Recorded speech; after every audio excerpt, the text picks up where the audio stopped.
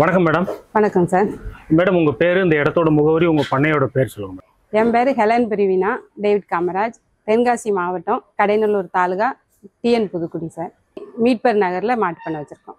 இப்போ உங்கள் பண்ணையில் மாடுகள் பார்த்தேன். இதெல்லாம் எத்தனை வருடங்களாக நீங்கள் மாடுகள் வளர்த்துங்க? நாங்கள் 24 வருஷமாக பார்த்துட்டு இருக்கோம். 24 வருஷத்துக்கு முன்னாடினா எப்படி ஆரம்பிச்சிங்க? பண்ணையை எப்படி, எந்த ஸ்டேஜ்லேருந்து ஆரம்பிச்சிங்க? முத ஒரு மாடு பிடிச்சோம், அப்புறம் 2, அப்படி கொஞ்சம் கொஞ்சமாக இப்போ 15 மாடு நிற்கும். 15 மாடு. இதில் எத்தனை கறவை மாடுகள் இருக்குது, எத்தனை கண்ணுக்குட்டி இருக்குது, எத்தனை சினை மாடுகள் இருக்குது? 10 மாடு இருக்கு. சினை மாடு, கண்ணுக்குட்டி 6, 7. மேடம், உங்களை பற்றி ஒரு சுய அறிமுகம் கொடுத்துக்கோங்களேன். நீங்கள் என்ன படிச்சிருக்கீங்க, எப்படி இந்த மாடு வளர்ப்பு தொழிலுக்குள்ளே உள்ள வந்தீங்க, அதை பற்றி சொல்லுங்கள். முதல்ல வீட்டு வறுமையின் காரணமாக ஒரு மாடு பிடிச்சோம். வருமானம் எதுவும் இல்லை, சரி இதை நம்ம வீட்டில இருந்து பார்த்துக்கலாம் அப்படிங்கிறதுனால வாங்கினோம்.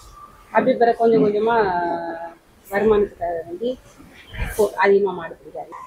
கல்யாணம் பண்ணும்போது அவங்க டீச்சராக இருந்தாங்க, டீச்சர் படிச்சிருந்தாங்க. சரி, நானும் பிலிட் படிச்சிருந்தேன். வேற ஏதாவது வேலைக்கு போகலாம்னா வெளியில் அனுப்புறதுக்கு அவங்களுக்கு இஷ்டம் இல்லை. அப்புறம் பீடி மட்டும்தான் சுற்ற முடியும், அதுவும் ரொம்ப ஃபுல்லாக சுற்ற முடியாதுங்கிறதுனால சரி இது நம்ம சொந்த தொழிலாக இருக்கும், வருமானமும் கொஞ்சம் அதிகமாக இருக்கும் அப்படின்னு நினச்சிட்டு இது பண்ணோம். சரி வெளியில் போக வேண்டாம், இது வீட்டிலே இருந்துட்டு வீட்டையும் கவனிச்சிக்கலாம். பிள்ளைகள் ஒரு பையன் இருந்தான், அவனையும் பார்த்துட்டு மாடையும் பார்த்துக்கலாம் அப்படிங்கிறதுனால மாடை பிடிச்சோங்க சார். மாடுன்னா இப்போ ஃபஸ்ட்டு இஷ்டம் இல்லாமல் தான் இருந்தது. ஆனால் சாருக்கு மாட்டு மேலே ரொம்ப ஆர்வம். சரி அவங்க ஆர்வப்படுறதாக இஷ்டப்படுறதாங்கிறது அவங்களுடைய இஷ்டத்துக்காக வேண்டி சரி நம்மளும் அதோட சேர்ந்து பார்த்துக்கலாம் அப்படின்ட்டு ஃபஸ்ட்டு பார்க்கும்போது கொஞ்சம் சங்கடமாக தான் இருந்தது. அப்புறம் போக போக சரி நம்ம சொந்த தொழில் தானே, வெளியில் எங்கேயும் வேலைக்கு போக வேண்டாம்ல அப்படிங்கிறதுனால அதிலே கொஞ்சம் ஆர்வமாகிட்டு 2 மாடோட ஆரம்பித்தோம். 2 மாடு ஆரம்பித்து அப்படி கொஞ்சம் கொஞ்சமாக கூட்டிகிட்டே போயிட்டு 100 மாடு வரைக்கும் வந்தது. ஆள் போட்டு பார்த்தோம், நாங்களாம் பார்க்கல, ஆள் போட்டு பார்த்தா கறந்து அவங்களே கொண்டு போயிடுவாங்க. திரும்ப அது நம்மளுக்கு அது லாபமாக இல்லை, நம்மளே சேல்ஸ் பண்ணுவோம் அப்படின்ட்டு பால் பண்ண ஆரம்பித்தோம். பால் பண்ண ஆரம்பித்து பால் பண்ணி நானே பார்த்துக்கிடுவேன். ஸ்கூல் போயிடுவா. அப்படி மாடுகளை இங்கே 2 ஆள் இருக்காங்க பார்த்துக்குவாங்க. மாடு வளர்ப்பில் வேலை அதிகம், செலவு அதிகம், வருமானம் கம்மின்னு சொல்கிறாங்க. நீங்கள் எப்படி அதில் ஒரு வருமானத்தை ஈட்டுறீங்க? வருமானம் ஃபஸ்ட்டு இந்த மக்காச்சோளம், சோளம், பருத்தி விதை அதுகளெல்லாம் அரைச்சி இதெல்லாம் போடும்போது கொஞ்சம் செலவு அதிகமாக தாங்க சார் ஆச்சு. அதுக்கப்புறம் பில்லும் கொஞ்சம் அதிகமாக அரைச்சி போடணும். இப்போ சமீபமாக ஒரு சார் டிஎம்ஆர் அதை அறிமுகப்படுத்தினாங்க. அதை போடும்போது கொஞ்சம் நம்மளுக்கு வேலைகளும் கம்மியாகுது, பில்லும் ரொம்ப அதிகமாக போட வேண்டியதில்லை, மற்ற செலவுகளும் கம்மி. நம்ம பருத்தி விதையோ அது இதுன்னு அரைச்சியும் எதுவும் போட வேண்டியதில்லை. இதை போட்டதுக்கப்புறம் கொஞ்சம் பாலும் அதிகமாக இருக்குது, செலவும் கம்மியாக இருக்குது. லாபம் இல்லைன்னுலாம் சொல்ல முடியாதுங்க சார். தொழில் எதுவுமே கஷ்டம்தான். நம்ம ஆனால் கஷ்டம் நினைக்காம நம்மளா ஆர்வப்பட்டு பார்த்தோம்னா லாபம் கண்டிப்பாக இருக்கும் சார். நிறைய பொம்பளைகள் தனி ஆம்பளை இல்லாமல் கஷ்டப்படுதாங்க. வெளியில் போய் வேலை பார்க்கறது அவங்களுக்கு கண்டிப்பாக அது பல இடைஞ்சல்கள் இருக்கும். அதையெல்லாம் தவிர்த்துட்டு 1 மாடு 2 மாடு மட்டும் வீட்டில் வச்சுட்டு அவங்களே பில்லு அறுத்து போட்டு வளர்த்து பாலை வெளியில் ஊற்றி பிள்ளைகளை படிக்க வைக்க, வீடு கட்ட வைக்க, எல்லா பிள்ளைகளுக்கு கல்யாணம் பண்ணி கொடுக்க, எல்லாமே தனியாக ஒரு பொம்பளையாள் இருந்து கூட பார்த்து வருமானம் பழக்காங்க. அதனால கண்டிப்பாக அது நஷ்டமாக இருக்காது. ஆர்வப்பட்டு பார்த்தோம்னா எந்த தொழிலுமே லாபத்தில் தான் போய் முடியும். மாடு கண்டிப்பாக கை கொடுக்கும் சார். ஒரு மாட்டு பண்ணையில் தீவனம் அப்படிங்கிறது ரொம்ப ரொம்ப முக்கியமானது. பால் எந்த அளவுக்கு நம்ம எதிர்பார்க்கமோ தீவனம் அந்த அளவுக்கு நம்ம போடணும், அதுவும் தரமான தீவனத்தை போடணும். நீங்கள் என்னென்ன வகையான தீவனங்களை இதுக்கு முன்னாடி போட்டீங்க, இப்போ என்னென்ன தீவனங்கள் போட்டுக்கிட்டு இருக்கிறீங்க? 1 மாடு 2 மாடு பிடிச்சி வளர்க்கும் போதுங்க சார் கோதுமை தவிடும் பருத்தி விதையும் போடுவோம். திரும்ப மக்காச்சோளத்தை ஆட்டி ஊற்ற சொல்லுவாங்க, கம்மமுள், சோளம், பருத்தி விதை அதுகளெல்லாம் ஆட்டி ஊற்ற சொல்லுவாங்க. அப்படியே வைப்போம். அப்படியே ஒவ்வொன்றையா மாற்றிக்கிட்டே இருந்தோம். திரும்ப கொஞ்ச நாள் கழித்து வேற புண்ணாக்கு போட சொன்னாங்க, கடலை புண்ணாக்கை நனைய வச்சு போட சொல்லுவாங்க. ஒவ்வொருத்தரும் ஒவ்வொரு சொல்லுறதை ஒவ்வொன்றையா வாங்கி வாங்கி போட்டுக்கிட்டே இருந்துட்டு ஏதோ கொஞ்சம் பரவாயில்லாமல் அப்படியே இருந்துக்கிட்டே இருந்தது. அப்புறம் திரும்ப ஆட்டி ஊற்றாம அரைச்சி மாவா இது பண்ணி அப்படியும் போட்டு பார்த்தோம்.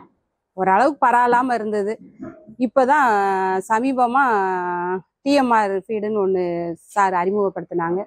அது போட்டதுக்கப்புறம் பரவாயில்ல, மாடுகளும் நல்லா இருக்குது, ஆரோக்கியமாக இருக்குது, பாலும் உற்பத்தி அதிகமாகுது, பாலோடைய தன்மையும் நல்லா இருக்குது, வருமானம் பரவாயில்ல, செலவுகள் கொஞ்சம் கம்மியாக இருக்குது. ஒவ்வொரு மாடுகளுக்கும் தீவனம் ஒரு அளவில் தான் போடுவீங்க. கறவைத்திறன் உள்ள மாடுகளுக்கு எத்தனை, 1 லிட்டர் கறவைத்திறன் உள்ள மாடுகளுக்கு எவ்வளவு போடுவீங்க? 1 லிட்டருக்கு 800 கிராம் கணக்கு. இப்போ இந்த தீவனம் போடுறதுனால இந்த பால் இன்க்ரீஸ் எப்படி இருக்கு, திக்னஸ் எப்படி இருக்கு? திக்னஸ் எல்லாமே அதிகமா இருக்கு சார். பால் கலரே மாறிடுது. ஆமா, அப்போ வந்து ஒரு சில மாடு வெள்ளை கலர்ல பால் இருக்கும், ஒரு சில மாடுகள் தான் மஞ்சளா இருக்கும். இப்போ வந்து எல்லா மாட்டுகளுடைய பால் கலரும் மாறி இருக்கு, திக்னஸும் நல்லா இருக்கு. இந்த ஏரியால நிறைய பேர் எங்கிட்ட தான் வந்து இப்போ பால் வாங்குறாங்க. கண்ணுக்குட்டிக்கு ஒவ்வொரு கிலோ 2 கிலோ அந்த அளவுக்கு போடும். ஒரு லிட்டர் பாலுக்கு 800 கிராம் கணக்கு பண்ணிட்டு 10 லிட்டர் பால் கறக்குதுன்னா அந்த மாட்டுக்கு 8 கிலோ ஃபீடு. அதை 2 தான் பிரிச்சு காலையில ஒரு 4 கிலோ, சாயங்காலம் ஒரு 4 கிலோவா பிரிச்சு கொடுத்தோம்னா பால் நல்லா இன்க்ரீஸ் ஆகுது. எந்த விதத்துல ஹெல்த்தா இருக்கு மேடம்? நான் எந்த நோயுமே வரல. அதுக்கப்புறம் ரொம்ப ஒரு சில மாடு அசம்பந்தம் பிடிச்ச மாதிரிக்கு கொஞ்சம் அதிகமா ஃபீடு சாப்பிட்றதுன்னா இருக்கும். இது ஆரோக்கியமா இருக்கு, ஒன்றும் பிரச்சனை இல்லை. இந்த தீவனத்தில் அப்படி என்னதான் கலந்துருக்கு? இந்த ஃபீல்டில் பார்த்தீங்கன்னா பசுந்தீவனத்தில் வந்து வைக்கப்புல்லு, மக்காச்சோளத்தட்டை, அதுக்கப்புறம் 18 வகையான நவதானியங்கள் உள்ள குருணைகள், சத்துகள் பார்த்தீங்கன்னா கால்சியம் சத்து, விட்டமின்ஸு, தாதுப்பு, மினரல்ஸு எல்லாமே இருக்குதுங்க சார். நவதானியங்களில் வந்து இது கலப்பு தீவனங்களில் வந்து ஒரு 18 வகையான தானியங்கள் உள்ள குருணைகளும் இதில் கலந்துருக்குது. எல்லா சத்துமே இதில் இருக்குது. மாடுகளுக்கு என்னென்ன சத்து தேவையோ எல்லா சத்துமே அதில் இருக்குது. அதனால் நம்ம வேற எதுவுமே புண்ணாக்கு வாங்கி போடவோ, வேற தவிடுகள் வாங்கி போடவோ, பருத்தி விதை எதுவுமே வைக்க வேண்டியதில்லை. கால்சியம் டானிக்கு அது இதெல்லாம் எதுவும் ஊற்ற வேண்டியதில்லை, எல்லாமே அதில் இருக்குது. நம்ம அதனால வேற எங்கேயுமே எதுவுமே தேடி போய் வாங்க வேண்டியது இல்லை. இந்த ஃபீடை மட்டும் வாங்குங்க, வேற எதுவுமே போட வேண்டாம்.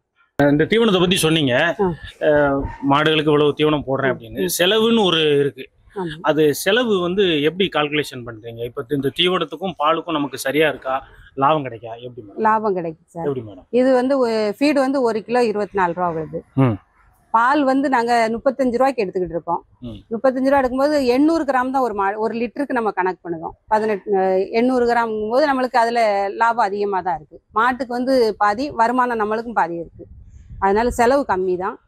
வேற மாடுகளுக்கும் வெளியில போய் வேற பில்லு மேய விடவோ எதுவுமே தேவையில்லை, இது மட்டும்தான் போடுறோம். அதனால எக்ஸ்ட்ரா செலவுகள் எதுவுமே இல்லை.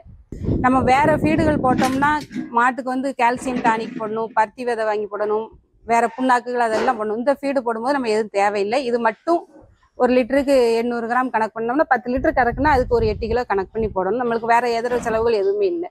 இது மட்டும்தான். 10 லிட்டர் பால் 350 ரூபா. இது வந்து ஃபீடு வந்து 175 ரூபா தான் வரும். அதுக்கு பாதி மீதி மிச்ச ரூபா நம்மளுக்கு லாபம் கிடைக்கும். மாடுகளும் நல்ல ஆரோக்கியமா இருக்கு. கால்சியம் டானிக் ஊற்ற வேண்டியதில்லை, எல்லாமே இதுல இருக்கிறதுனால, ஃபீட்ல இருக்கிறதுனால நம்ம வந்து எக்ஸ்ட்ரா செலவுகள் இல்லை. பாதி வருமானம் மாட்டுக்கு, பாதி வருமானம் நம்மளுக்கு இருக்கிறதுனால லாபம் அதிகமாக தான் இருக்குங்க சார். மாடுகளும் நல்ல ஆரோக்கியமா இருக்கு. கால்சியம் பிரச்சனைகள்ல, படுத்து எந்திக்கிறதுக்கு கால் வீக்கமோ ஜீரண பிரச்சனைகளோ எந்த கோளாறுமே இல்லை, ஆரோக்கியமா இருக்கு. மாடு மெலியவும் இல்லை. இந்த மூடை வந்து 25 கிலோ பையா வருதுங்க சார். இது வந்து ஒரு 60 நாள் வரை வச்சுக்கலாம். ஓப்பன் பண்ணிட்டோம்னா ஒரு 5 நாளுக்குள்ள அதை யூஸ் பண்ணிருங்க. இந்த மூடை வேணுங்கிறவங்க தகவல் சொல்லுங்க. ஒரு மூடையா இருந்தாலும் சரி சொல்லுங்க, நாங்க கண்டிப்பா கொண்டு வந்து தருவோம். நீங்க வாங்கி யூஸ் பண்ணீங்க, ஒரு 5 நாளையிலே உங்களுக்கு பால் உற்பத்தி அதிகமாகும். அதனால ஒரு ட்ரிப் யூஸ் பண்ணி பாருங்க, திரும்ப கண்டிப்பா இதைத்தான் நீங்க பயன்படுத்துவீங்க. மேடம், இந்த வீடியோ பார்த்துட்டு